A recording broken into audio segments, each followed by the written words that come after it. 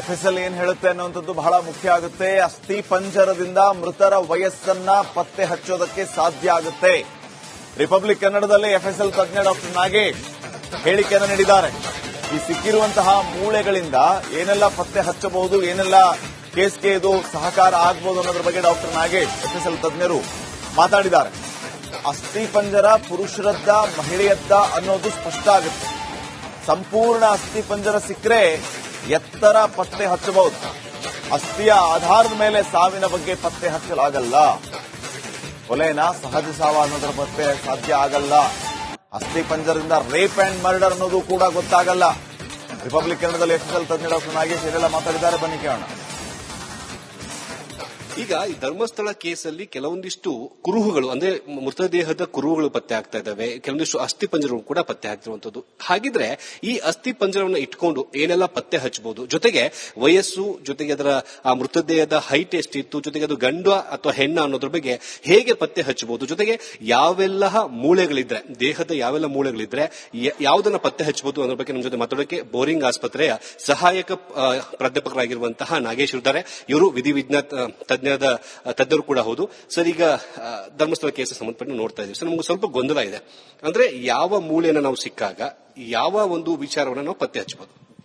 ಈಗ ಇದು ತಲೆಬುರುಡೆ ಮತ್ತೆ ಈ ಹಿಪ್ ಬೋನ್ ಸಿಕ್ಕಾಗ ನಾವು ಗಂಡು ಹೆಣ್ಣು ಅಂತ ಹೇಳ್ಬಹುದು. ಆಮೇಲೆ ಈ ಲಾಂಗ್ ಬೋನ್ಸ್, ಈ ಫೀಮರ್ ಬೋನ್ ಸಿಕ್ಕಾಗ ನಾವು ಅದು ಹೈಟ್ ಎಷ್ಟು ಅಂತ ಹೇಳ್ಬಹುದು. ಆಮೇಲೆ ತಲೆಬುರುಡೆ, ಹಿಪ್ ಬೋನು, ಇವು ಲಾಂಗ್ ಬೋನ್ಸ್ ಎಲ್ಲ ನೋಡ್ಬಿಟ್ಟು ವಯಸ್ಸು ಎಷ್ಟು ಅಂತ ಹೇಳ್ಬಹುದು.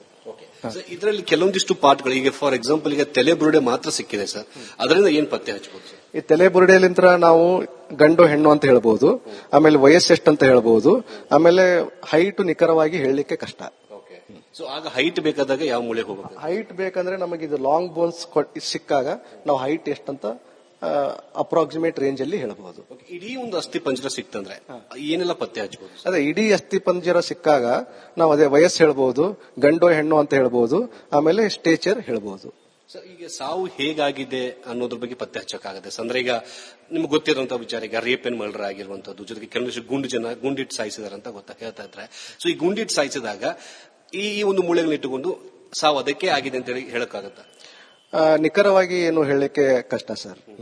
ಸೊ ಏನಾದ್ರ ಲೈಕ್ ಆ ಗುಂಡಲಿಂತ್ರ ಈ ಬೋನ್ ಏನಾದ್ರು ಫ್ರಾಕ್ಚರ್ ಆಗಿದ್ರೆ ಅದೊಂದಿಷ್ಟು ಹೇಳ್ಬಹುದು. ಏನು ಫ್ರಾಕ್ಚರ್ ಇರದೆ ಬೇರೆ ಗುಂಡಿತ್ತಂದ್ರೆ ನಾವು ಏನು ಹೇಳಲಿಕ್ಕೆ ಕಷ್ಟ. ಈಗ ಬರೀ ತಲೆಬುರುಡೆ ಅಷ್ಟೇ ಸಾಕ ಸರ್? ಇನ್ನೊಂದು ಕುರುಹು ಇದೆ ಸರ್, ಇದು ಈ ಒಂದು ಅಸ್ಥಿ ಪಂಜರದ ಇದು ಈ ಪಾರ್ಟ್ ಸಿಕ್ಕಾಗ ಮಾತ್ರ ಹೇಳ್ಬೋದಾ? ಅದ ಏಜು ತಲೆಬುರುಡೆ ಎಲ್ಲಾ ಬೋನ್ ಸಿಕ್ಕಾಗ ನಾವು ನಿಖರವಾದ ಒಂದು ವಯಸ್ಸು ಹೇಳ್ಬೋದು ಸರ್. ಈಗ ಫಾರ್ ಎಕ್ಸಾಂಪಲ್ ಈ ಬರೀ ಹಿಪ್ ಬೋನ್ ಸಿಕ್ಕಾಗ ನಾವೇನ್ ಹೇಳ್ಬಹುದು ಅಂದ್ರೆ 21 ವಯಸ್ಸುವರೆಗೂ ಅಷ್ಟೇ ಹೇಳ್ಬಹುದು. 21 ಮೇಲಾದ್ರೆ ನಮಗೆ ಹೇಳೋದು ಕಷ್ಟ ಆಗತ್ತೆ. ಈ ತಲೆಬುರುಡೆ ಸಿಕ್ಕರೆ ನಾವು 50, 60 ಹಿಂಗೆಲ್ಲ ಹೇಳ್ಬಹುದು. ಎಸ್, ಈಗ ನಾಗೇಶ್ವರ್ ಹೇಳಿರೋ ಹಾಗೆ ಈ ಅಸ್ಥಿ ಪಂಜರದ ಕಂಪ್ಲೀಟ್ ಆಗಿ ಭಾಗಗಳು ಸಿಕ್ಕಾಗ ಆ ವ್ಯಕ್ತಿಯ ವಯಸ್ಸು, ಆತ ಎಷ್ಟು ಹೈಟ್ ಇದ್ದ, ಗಂಡ ಹೆಣ್ಣ ಅನ್ನೋದ್ರ ಬಗ್ಗೆ ಕಂಪ್ಲೀಟ್ ಆಗಿ ಮಾಹಿತಿ ಸಿಗುತ್ತೆ. ಕೇವಲ ತಲೆಬುರುಡ ಸಿಕ್ಕಂತ ಸಂದರ್ಭದಲ್ಲಿ ಕೇವಲ ಅದರ ಲಿಂಗ ಯಾವುದು ಅಂತ ಹೇಳ್ಬಹುದು. ಅದರ ಜೊತೆಗೆ ಅದರ ಕೆಲವೊಂದಿಷ್ಟು ಪಾರ್ಟ್ಸ್ಗಳು ಸಿಕ್ಕಾಗ ಅದು ಹೇಗಿತ್ತು, ಅದ್ರ ಜೊತೆಗೆ ಅಂದ್ರೆ ಅದರ ಏಜ್ ಏನೋದ್ರ ಬಗ್ಗೆ ಕೂಡ ಪತ್ತೆ ಆಗುತ್ತೆ. ಹೀಗಾಗಿ ಈಗ ಸಿಕ್ತಿರುವಂತಹ ಕೆಲವೊಂದಿಷ್ಟು ಅಸ್ಥಿ ಪಂಜರದ ಕುರುಹುಗಳೇನಿದ್ದಾವೆ ಅವುಗಳನ್ನು ಇಟ್ಟುಕೊಂಡು SIT ಅಧಿಕಾರಿಗಳು ಈ ಹಂತದಲ್ಲೇ ಒಂದು ತನಿಖೆ ಮಾಡಬಹುದು ಅನ್ನೋದನ್ನು ಕೂಡ ಈಗ ನಾವು ಹೇಳಬಹುದು. ಕ್ಯಾಮರಾ ಪರ್ಸನ್ ನಾಗೇಶ್ ಜೊತೆಗೆ ಮುತ್ತಪ್ಪ, ರಿಪಬ್ಲಿಕ್ ಕನ್ನಡ, ಬೆಂಗಳೂರು. ಎಫ್ಎಸ್ಎಲ್ ಏನ್ ಹೇಳುತ್ತೆ ಅನ್ನುವಂಥದ್ದು ಬಹಳ ಮುಖ್ಯ ಆಗುತ್ತೆ. ಅಸ್ಥಿ ಪಂಜರದಿಂದ ಮೃತರ ವಯಸ್ಸನ್ನ ಪತ್ತೆ ಹಚ್ಚೋದಕ್ಕೆ ಸಾಧ್ಯ ಆಗುತ್ತೆ. ರಿಪಬ್ಲಿಕ್ ಕನ್ನಡದಲ್ಲಿ ಎಫ್ಎಸ್ಎಲ್ ತಜ್ಞ ಡಾಕ್ಟರ್ ನಾಗೇಶ್ ಹೇಳಿಕೆಯನ್ನು ನೀಡಿದ್ದಾರೆ. ಈ ಸಿಕ್ಕಿರುವಂತಹ ಮೂಳೆಗಳಿಂದ ಏನೆಲ್ಲ ಪತ್ತೆ ಹಚ್ಚಬಹುದು, ಏನೆಲ್ಲ ಕೇಸ್ಗೆ ಇದು ಸಹಕಾರ ಆಗಬಹುದು ಅನ್ನೋದ್ರ ಬಗ್ಗೆ ಡಾಕ್ಟರ್ ನಾಗೇಶ್ ಎಫ್ಎಸ್ಎಲ್ ತಜ್ಞರು ಮಾತಾಡಿದ್ದಾರೆ. ಅಸ್ಥಿ ಪಂಜರ ಪುರುಷರದ್ದ ಮಹಿಳೆಯದ್ದ ಅನ್ನೋದು ಸ್ಪಷ್ಟ ಆಗುತ್ತೆ. ಸಂಪೂರ್ಣ ಅಸ್ಥಿ ಪಂಜರ ಸಿಕ್ಕರೆ ಎತ್ತರ ಪತ್ತೆ ಹಚ್ಚಬಹುದು. ಅಸ್ಥಿಯ ಆಧಾರದ ಮೇಲೆ ಸಾವಿನ ಬಗ್ಗೆ ಪತ್ತೆ ಹಚ್ಚಲಾಗಲ್ಲ. ಕೊಲೆನ ಸಹಜ ಸಾವ ಅನ್ನೋದ್ರ ಪತ್ತೆ ಸಾಧ್ಯ ಆಗಲ್ಲ. ಅಸ್ಥಿ ಪಂಜರದಿಂದ ರೇಪ್ ಅಂಡ್ ಮರ್ಡರ್ ಅನ್ನೋದು ಕೂಡ ಗೊತ್ತಾಗಲ್ಲ. ರಿಪಬ್ಲಿಕ್ ಕನ್ನಡದಲ್ಲಿ ಎಫ್ಎಸ್ಎಲ್ ತಜ್ಞ ಡಾಕ್ಟರ್ ನಾಗೇಶ್ ಏನೆಲ್ಲ ಮಾತಾಡಿದ್ದಾರೆ ಬನ್ನಿ ಕೇಳೋಣ. ಈಗ ಈ ಧರ್ಮಸ್ಥಳ ಕೇಸಲ್ಲಿ ಕೆಲವೊಂದಿಷ್ಟು ಕುರುಹುಗಳು ಅಂದ್ರೆ ಮೃತದೇಹದ ಕುರುಹುಗಳು ಪತ್ತೆ ಆಗ್ತಾ ಇದಾವೆ, ಕೆಲವೊಂದಿಷ್ಟು ಅಸ್ಥಿ ಪಂಜರಗಳು ಕೂಡ ಪತ್ತೆ ಆಗ್ತಿರುವಂತದ್ದು. ಹಾಗಿದ್ರೆ ಈ ಅಸ್ಥಿ ಪಂಜರವನ್ನು ಇಟ್ಕೊಂಡು ಏನೆಲ್ಲ ಪತ್ತೆ ಹಚ್ಚಬಹುದು, ಜೊತೆಗೆ ವಯಸ್ಸು, ಜೊತೆಗೆ ಅದರ ಆ ಮೃತದೇಹದ ಹೈಟ್ ಎಷ್ಟಿತ್ತು, ಜೊತೆಗೆ ಅದು ಗಂಡ ಅಥವಾ ಹೆಣ್ಣ ಅನ್ನೋದ್ರ ಬಗ್ಗೆ ಹೇಗೆ ಪತ್ತೆ ಹಚ್ಚಬಹುದು, ಜೊತೆಗೆ ಯಾವೆಲ್ಲ ಮೂಳೆಗಳಿದ್ರೆ ದೇಹದ ಯಾವೆಲ್ಲ ಮೂಳೆಗಳಿದ್ರೆ ಯಾವುದನ್ನ ಪತ್ತೆ ಹಚ್ಚಬಹುದು ಅನ್ನೋದ್ರ ಬಗ್ಗೆ ನಮ್ಮ ಜೊತೆ ಮಾತಾಡೋಕೆ ಬೋರಿಂಗ್ ಆಸ್ಪತ್ರೆಯ ಸಹಾಯಕ ಪ್ರಾಧ್ಯಾಪಕರಾಗಿರುವಂತಹ ನಾಗೇಶ್ ಇದ್ದಾರೆ. ಇವರು ವಿಧಿವಿಜ್ಞಾನ ತಜ್ಞರು ಕೂಡ ಹೌದು. ಸರ್, ಈಗ ಧರ್ಮಸ್ಥಳ ಕೇಸ್ ಸಂಬಂಧಪಟ್ಟ ನೋಡ್ತಾ ಇದೀವಿ ಸರ್, ನಮ್ಗೆ ಸ್ವಲ್ಪ ಗೊಂದಲ ಇದೆ. ಅಂದ್ರೆ ಯಾವ ಮೂಳೆಯನ್ನು ನಾವು ಸಿಕ್ಕಾಗ ಯಾವ ಒಂದು ವಿಚಾರವನ್ನು ನಾವು ಪತ್ತೆ ಹಚ್ಚಬಹುದು? ಈಗ ಇದು ತಲೆಬುರುಡೆ ಮತ್ತೆ ಹಿಪ್ ಬೋನ್ ಸಿಕ್ಕಾಗ ನಾವು ಗಂಡು ಹೆಣ್ಣು ಅಂತ ಹೇಳ್ಬಹುದು. ಆಮೇಲೆ ಈ ಲಾಂಗ್ ಬೋನ್ಸ್, ಈ ಫೀಮರ್ ಬೋನ್ ಸಿಕ್ಕಾಗ ನಾವು ಅದು ಹೈಟ್ ಎಷ್ಟು ಅಂತ ಹೇಳ್ಬಹುದು.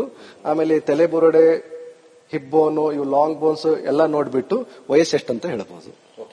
ಇದರಲ್ಲಿ ಕೆಲವೊಂದಿಷ್ಟು ಪಾರ್ಟ್ಗಳು, ಈಗ ಫಾರ್ ಎಕ್ಸಾಂಪಲ್ ಈಗ ತಲೆಬುರುಡೆ ಮಾತ್ರ ಸಿಕ್ಕಿದೆ ಸರ್, ಅದರಿಂದ ಏನ್ ಪತ್ತೆ ಹಚ್ಚಬಹುದು ಸರ್? ಈ ತಲೆಬುರುಡೆಯಲ್ಲಿಂದ ನಾವು ಗಂಡು ಹೆಣ್ಣು ಅಂತ ಹೇಳ್ಬಹುದು. ಆಮೇಲೆ ವಯಸ್ಸು ಎಷ್ಟು ಅಂತ ಹೇಳ್ಬಹುದು. ಆಮೇಲೆ ಹೈಟ್ ನಿಖರವಾಗಿ ಹೇಳಲಿಕ್ಕೆ ಕಷ್ಟ.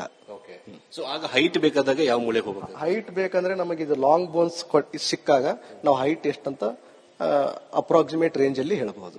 ಇಡೀ ಒಂದು ಅಸ್ಥಿ ಪಂಜರ ಸಿಕ್ತಂದ್ರೆ ಏನೆಲ್ಲ ಪತ್ತೆ ಹಚ್ಚಬಹುದು? ಅದೇ ಇಡೀ ಅಸ್ಥಿ ಪಂಜರ ಸಿಕ್ಕಾಗ ನಾವು ಅದೇ ವಯಸ್ಸು ಹೇಳ್ಬಹುದು, ಗಂಡು ಹೆಣ್ಣು ಅಂತ ಹೇಳ್ಬಹುದು.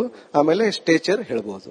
ಸರ್, ಈಗ ಸಾವು ಹೇಗಾಗಿದೆ ಅನ್ನೋದ್ರ ಬಗ್ಗೆ ಪತ್ತೆ ಹಚ್ಚಕ್ಕಾಗತ್ತೆ. ಅಂದ್ರೆ ಈಗ ನಿಮ್ಗೆ ಗೊತ್ತಿರುವಂತಹ ವಿಚಾರ, ಈಗ ರೇಪ್ ಅಂಡ್ ಮರ್ಡರ್ ಆಗಿರುವಂತದ್ದು, ಜೊತೆಗೆ ಕೆಲವೊಂದಿಷ್ಟು ಗುಂಡಿಟ್ಟು ಸಾಯಿಸಿದಾರೆ ಅಂತ ಹೇಳ್ತಾ ಇದ್ರೆ, ಸೊ ಈ ಗುಂಡಿಟ್ಟು ಸಾಯಿಸಿದಾಗ ಈ ಒಂದು ಮೂಳೆಗಳನ್ನ ಇಟ್ಟುಕೊಂಡು ಸಾವು ಅದಕ್ಕೆ ಆಗಿದೆ ಅಂತ ಹೇಳಕ್ಕಾಗತ್ತ?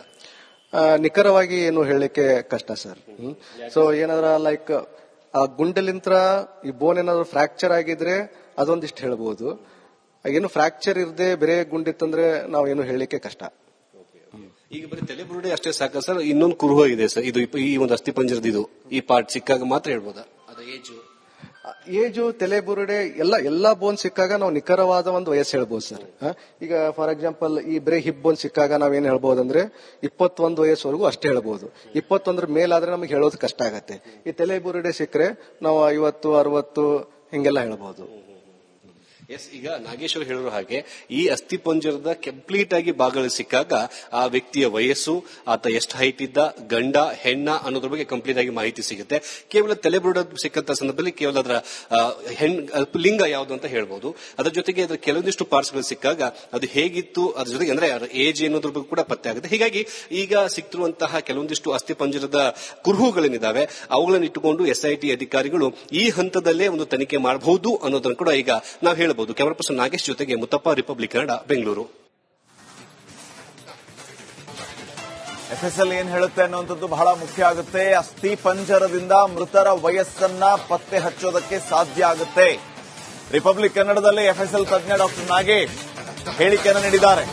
ಈ ಸಿಕ್ಕಿರುವಂತಹ ಮೂಳೆಗಳಿಂದ ಏನೆಲ್ಲ ಪತ್ತೆ ಹಚ್ಚಬಹುದು, ಏನೆಲ್ಲ ಕೇಸ್ಗೆ ಇದು ಸಹಕಾರ ಆಗಬಹುದು ಅನ್ನೋದ್ರ ಬಗ್ಗೆ ಡಾಕ್ಟರ್ ನಾಗೇಶ್ FSL ತಜ್ಞರು ಮಾತಾಡಿದ್ದಾರೆ.